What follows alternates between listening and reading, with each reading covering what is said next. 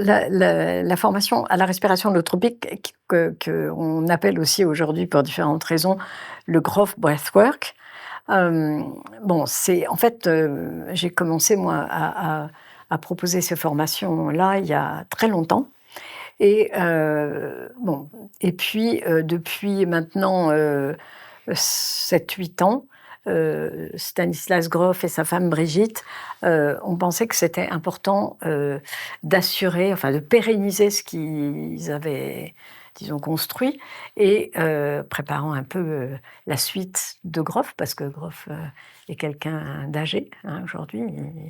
Il va avoir, 95 ans donc bon, il est présent, mais il est plus actif, en respiration holotropique et il a commencé à se constituer autour de lui, un groupe, international de thérapeutes avec qui, il y avait, déjà des liens, en qui ils avaient confiance et cetera, pour représenter ce travail, dans les différents pays, en Europe, aux États-Unis, en Amérique du Sud, et en Asie aussi un petit peu. Ces gens-là ont été choisis, ils les ont choisis parce qu'ils faisaient confiance au travail, et à la manière d'enseigner, la respiration holotropique ou le Growth Breathwork et bon et maintenant, bah, moi c'est au sein de alors je fais partie de on n'est pas très, très nombreux, hein, je sais pas compter, mais on est, je sais pas, on est 20-25 dans le monde entier quoi, c'est pas beaucoup pour le moment. Et d'ailleurs, il va falloir qu'on pense aussi à la relève parce bon, on n'est pas non plus éternel, on n'a pas l'âge de Grof, mais on n'est pas éternel. C'est pour ça qu'il faut former des gens. C'est pour ça qu'on forme des gens. Bon, mais là, on les forme pour la respiration holotropique, pour la formation, c'est encore autre chose. Et donc, bon, moi, je fais partie de ces thérapeutes avec un engagement, une charte vis-à-vis des Grof. Et cette formation, elle est dispensée au sein du CESUM avec mes collègues. Bon, évidemment, je ne fais pas ça toute seule. Bon, mais disons que je fais le lien entre les Grof et puis ce qui se passe dans les formations qu'on dispense ici au CESUM. Alors, bon, l'avantage, c'est déjà d'être relié au père, au fondateur, quand même, c'est pas rien, parce que Grof a apporté quand même beaucoup, beaucoup, beaucoup dans le transpersonnel. Enfin, c'est même lui qui a proposé le mot transpersonnel quand on a créé la psychologie transpersonnelle, donc c'est dire, quoi. Euh, donc il a été là depuis le début, donc il a une contribution importante dans le monde du transpersonnel, et plus spécifiquement en termes de pratique, etc., avec cet outil magnifique qui est la respiration holotropique.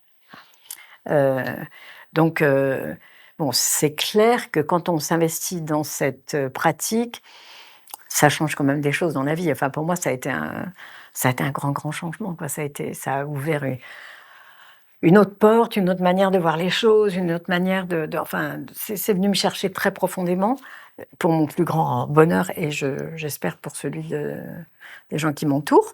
Et en tout cas, les gens que j'accompagne, bon, ça c'est sûr que je continue à être émerveillée, ça fait plus de 35 ans et enfin, je vois combien c'est d'une richesse infinie.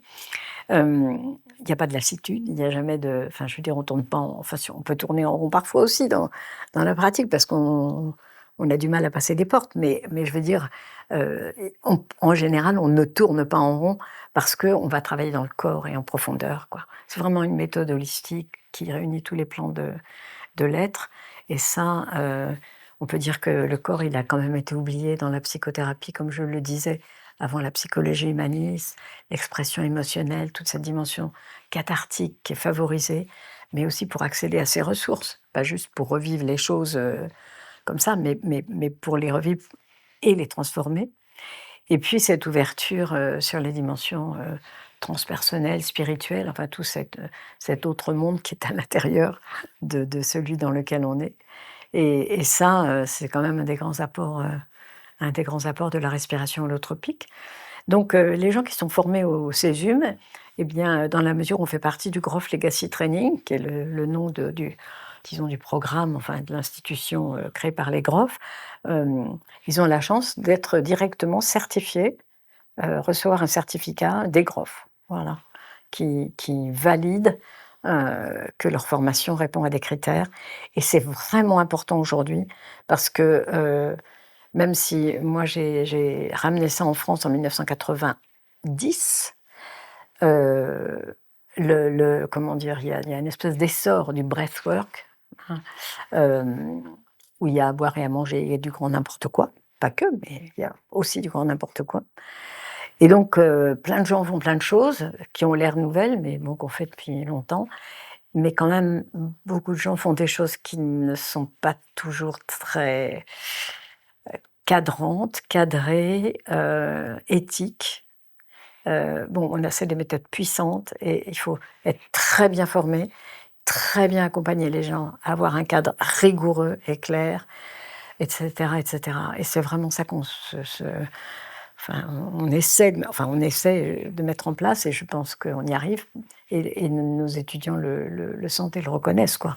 On a, je dirais, un taux de satisfaction qui est, on peut dire, proche de 100 quand même, hein? Donc je crois.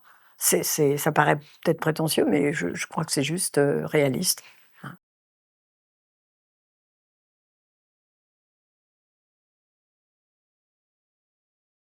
Oui, alors, oui, maintenant on peut effectivement, on peut parler de l'organisation ou de la structure, de cette formation qui est une formation qui peut s'associer à la formation qui est dispensée au Césum pour devenir psychopraticien, mais qui est une formation, heu, en tant que telle. Donc il y a aussi beaucoup de thérapeutes déjà en exercice qui viennent se former à ça spécifiquement. Donc c'est une spécialisation. En fait, ça se déroule c'est un engagement sur 2 années globalement, hein, enfin de 3 modules par an, donc ça fait 6 modules de 5 jours, hein. Donc c'est intensif, ce sont des longues journées avec beaucoup d'approches théoriques sur tout ce qui concerne la respiration ou les problématiques que ça peut soulever ou, les questions, comme par exemple, enfin des choses dont il faut vraiment parler aujourd'hui, par exemple le trauma et comment la respiration holotropique peut permettre de travailler, le trauma, des choses comme ça. Bon, donc il y a beaucoup de théories, il y a beaucoup enfin de comment dire ça? De présentation plutôt méthodologique, quoi. Comment ça se passe? Qu'est-ce qu'on fait? Qu'est-ce qu'il ne faut pas faire? Enfin, tout ce qui permet de réaliser, des séances de respiration holotropique dans les meilleures conditions. Il y a évidemment beaucoup de pratiques de respiration et autres, des choses corporelles aussi, mais beaucoup de pratiques de respiration. Et puis, quelque chose qui pour moi est absolument essentiel parce que c'est le seul endroit où on peut trouver ça, c'est, le didactique. La théorie, on peut presque la trouver dans les livres aussi, hein. Bon, on leur donne beaucoup de vidéos. Groff nous a remis du matériel, pédagogique inestimable, donc on a énormément de vidéos qui sont des cours pratiquement que Groff, a pu dispenser ou voilà, enregistrer, que les étudiants vont voir, mais ça, ils vont le faire chez eux. Mais la seule chose qu'on ne peut pas faire autrement que là, c'est on vit une expérience tous ensemble et en tant que respirant, accompagnant, assistant, on peut s'interroger ensemble sur qu'est-ce qui s'est passé, pourquoi ça s'est passé comme ça, pourquoi tu es intervenu de cette façon, pourquoi tu n'es pas intervenu, est-ce qu'on aurait pu faire autrement? Enfin, toutes ces questions qu'on peut se poser, parce que même si on va le faire après en supervision, le superviseur, il n'a pas vu ce qui s'est passé. Donc c'est le seul moment où on est tous ensemble à regarder un phénomène et ça apprend beaucoup, beaucoup, beaucoup. Voilà. Donc moi, j'insiste toujours là-dessus.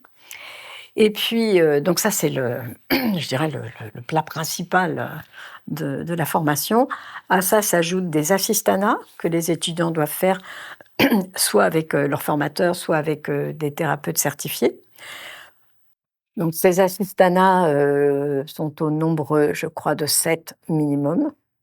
Il y a aussi, de la supervision qui est demandée et puis il y a des modules complémentaires parce qu'il y a des thématiques qui sont vraiment importantes, mais que volontairement, on n'intègre pas dans les 5 jours, enfin les 6 fois 5 jours qui sont traités à part. Bon, sur la psychopathologie transpersonnelle, sur comment accompagner les crises psychospirituelles, sur, bah, justement pour les gens qui viennent de l'extérieur, ce module sur les bases du transpersonnel et un peu l'état des lieux du transpersonnel. Parce que les gens qui viennent se former, des fois, ils ont des parcours autres. Ils n'ont pas encore mis les pieds vraiment là-dedans.